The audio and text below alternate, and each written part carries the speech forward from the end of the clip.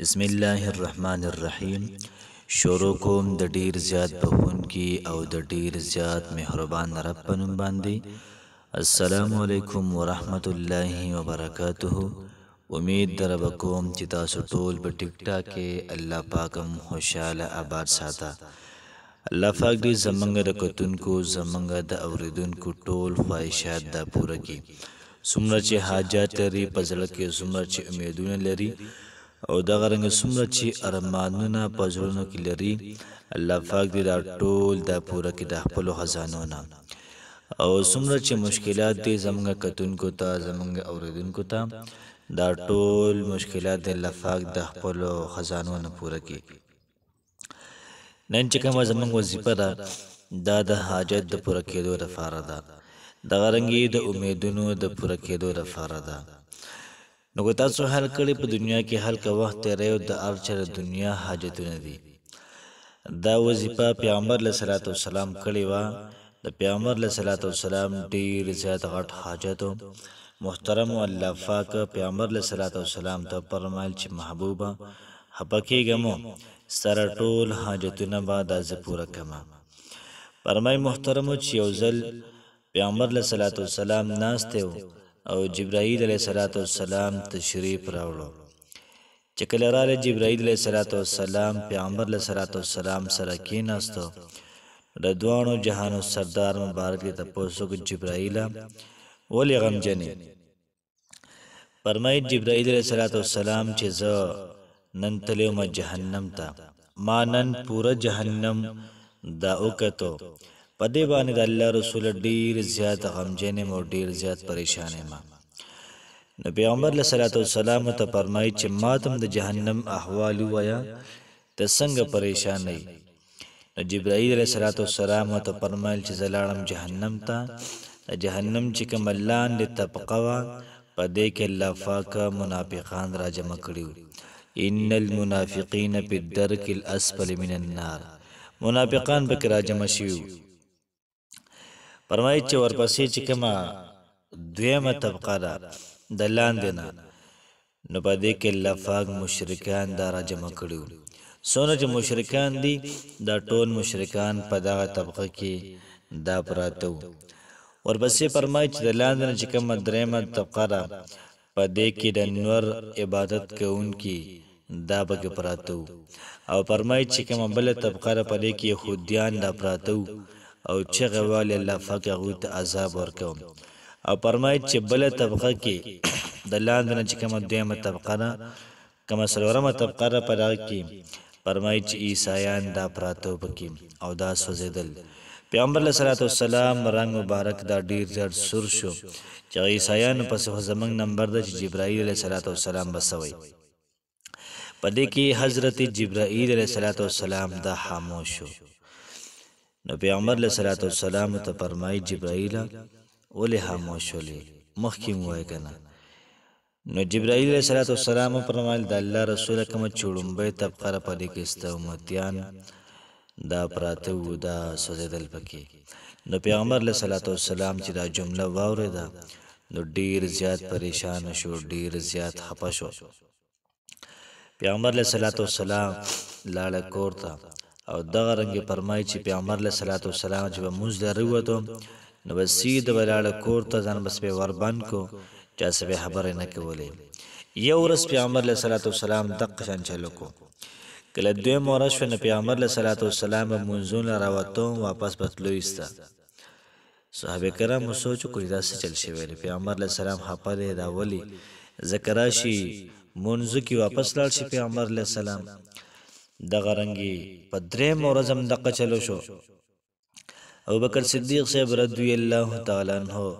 ځان ډېر زر کلک کو پیغمبر علیه صلات وسلام خواله ورغلی او ورې وټکو، اجازت ورته میلاو نه شو. دی بار ناسته پیغمبر علیه السلام دننه ناسته. پیغمبر علیه صلات وسلام ډېر زیات خپر چې زما امتیان به الله پاک جهنم ته غورځوي.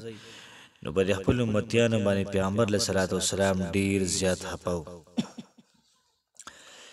دغه رنګې هغه ته اجازت میلاو نه شو. ورپسې دویم نمبر عمر فاروق رضی الله تعالی عنہ دی لاړ او دروازې وټکوله. دتم اجازت ملاو نشو دیم بار ناست ډیر زیات د خفګان په حالت کې ناست دی او ډیر زیات پریشان دی چې دا سم اجر ده دغه رنګ فرمایي چې ورپسې حضرت علی رضی الله تعالی عنہ د صحابه کرام ویلي چې تاسو ورشئ هغه وی چې ابوبکر صدیق صاحب ته اجازه ملاو نشو دغه رنګ عمر صاحب ته اجازه ملاو نشو نو زه په کلاسو کې ما ته بسنګ اجازه د ملاویږي بیا صحابه کرام ته فرمایل چې د څوک چې فاطمه رضی الله تعالی عنها ته وایا هغه بلاړه شي او پیغمبر علیه الصلاۃ والسلام سره به خبرو کی فرمای محترم چې کله فاطمه رضی الله تعالی عنها لاړه او دروازه اوټه کوله پیغمبر علیه الصلاۃ والسلام ورته دروازه کولاو کړه او ال د کو سره کېناستله هغه ته فرمای بابا جان څه مسله ده نن درې مورز ټول صحابه کرام پریشان دي تاسو پریشان یې چا سره خبره کوي نو چاته ورکله وای نو څه مسله ده پیغمبر علیه الصلاۃ والسلام ته فرمایي چې زمالوري جبرائیل علیه السلام راغله او دا ټول قصه او توکړه د جهنم احوال راتوي چې په دې کې به کافران مې په دې کې به منافقان مې يهود نصاران بکی وي او دا راتوي چې د الله رسوله ستا امتیان بکی وي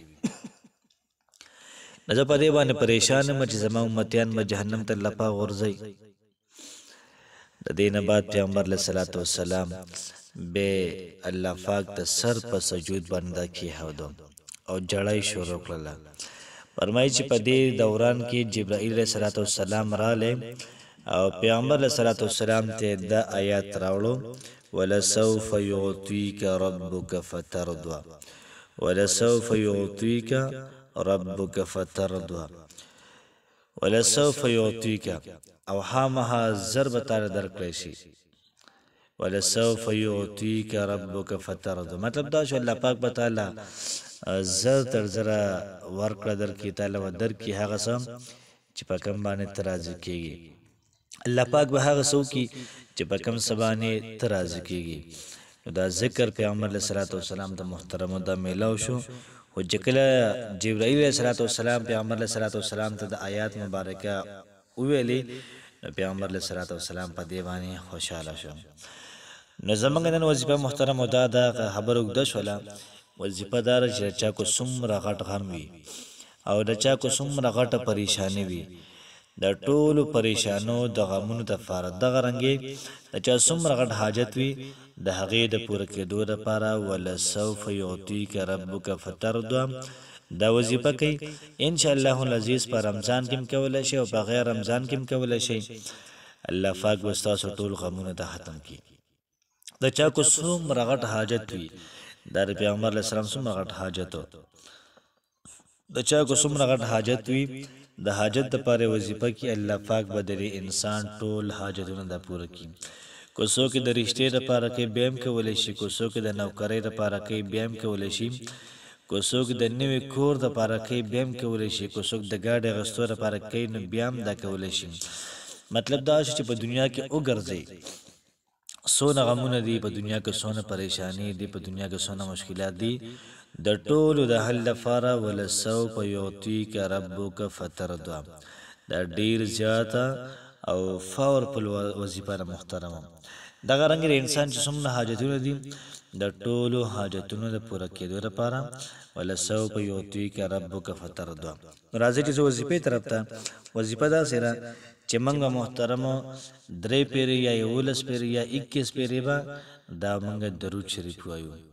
چې کله موږ درود شریف ویلې بیا د غین بعد 313 پیری ولسوف يعطيك ربك فترضى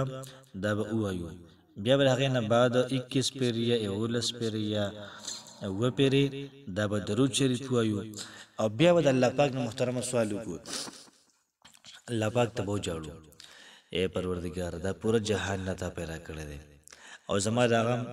داستا مه ته اسم نه دی زما دا پریشانی داستا مه ته اسم نه ده زما دا حاجت ته او ته خو د ټولې دنیا حاجتونه پوره کې نو زما دا حاجت هم کې پوره کې دا اسم نه دی ستا په اسم نه کېږي زما په ډیر زیات غټ کار کېږي محترم کو جړه درځي نه د جړه اکټینګ کوي الله پاک ته جړای الله پاک ته او جاړئ د الله پاک نه او غواړئ چې کله تاسو د الله پاک نه غواړئ الله پاک ته جاړئ ان شاء الله العزیز الله پاک به زمنګ او تاسو ټولې دعاګانې محترمه دا قبلې یاد ساتئ چې کله تاسو دعا کوئ نو ما پکې ایر نه کوئ خامخا پکې موږ ته دعاګانې کوئ موږ به تاسو ته دعا کوو دغه رنګ د دنیا دا نظام دا سیستم دا به شروع وي الله پاک دې تاسو ټول حاجتونه دا پوره کړي الله پاک دې تاسو ټول مشکلات دغه تاسو ټول مشکلات غمونه دا د خپل خزانه نه پوره کړي الله پاک مو خوشاله ساته السلام علیکم ورحمت الله وبرکاته